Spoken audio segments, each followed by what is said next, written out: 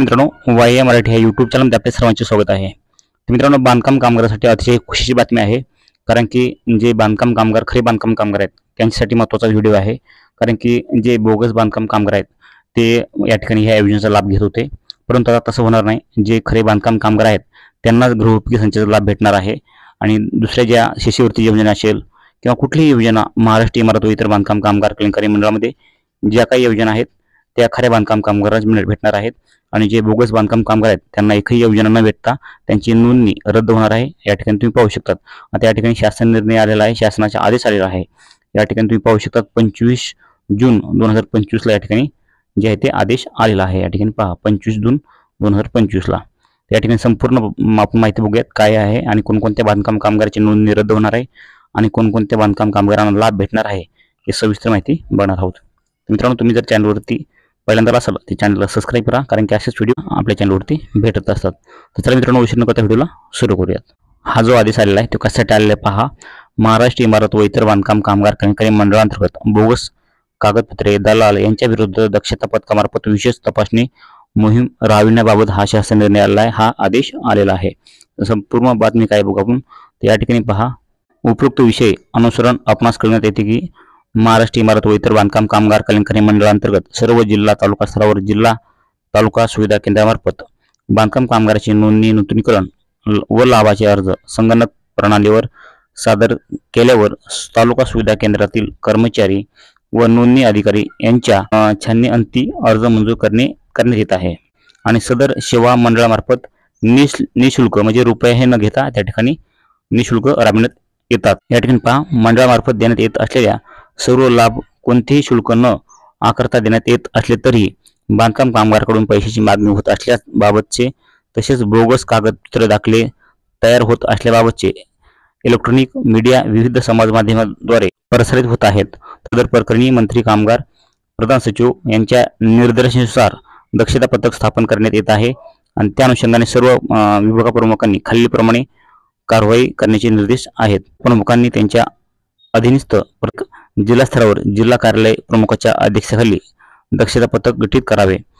सदर जिल्हास्तरीय दक्षता पथकाचे कार्यक्षेत्र त्यांच्या विभागातील दुसरा जिल्हा राहील आणि संबंधित जिल्हास्तरीय दक्षता पथकास अन्य नेमून दिलेले जिल्ह्याचे लेखी आदेश विभागप्रमुखांनी काढावेत. तर सदर जिल्हास्तरीय दक्षता पथकाने त्यांना नेमून दिलेले जिल्ह्यात बोगस कागदपत्र तयार करून होणाऱ्या नोंदणी मागणीबाबत प्राप्त तक्रारी, बोगस कागदपत्रे, दाखले इत्यादी सर्व तक्रारीबाबत संबंधित ठिकाणी तपासणी मोहीम राबवून संबंधितावर फौजदारी गुन्हे दाखल करावेत. मंडळाने सर्व क्षेत्रीय कार्यालयांना वाहन भाडेतत्त्वावर घेण्यास मान्यता दिलेली आहे. सदर वाहनाचा या कामासाठी वापर करण्यात यावा. तसेच पथकाने त्यांच्या इतर अनुषंगिक खर्च विहित कार्यपद्धतीचा अवलंब करून प्रशासकीय निधीतून करण्यात यावा. आणि सर्व संबंधित जिल्हास्तरीयवरील दक्षता पथक प्रमुखांनी सदर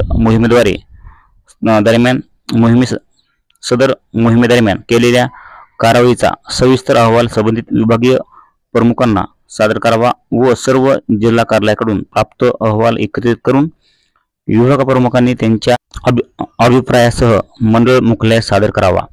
सदर तपासणी मोहीम दिनांक 10 जुलै अखेर राबवावी व त्यांचा अहवाल विभाग प्रमुखांनी दिनांक 11 जुलै 2025 पर्यंत मंडळास सादर करावा. सदरचा अहवाल सादर केल्यानंतर प्रत्येक पथकाने दरमहा किमान एक तपासणी करावी. विभाग प्रमुखांनी दरमहा त्यांचा एकत्रित अहवाल मंडळास सादर करावा. मित्रांनो, अशा प्रकारे जे आहे त्या ठिकाणी दक्षता पथक तयार होणार आहे आणि अशा प्रकारे जे आहे ते संपूर्ण तपासणी करणार आहेत.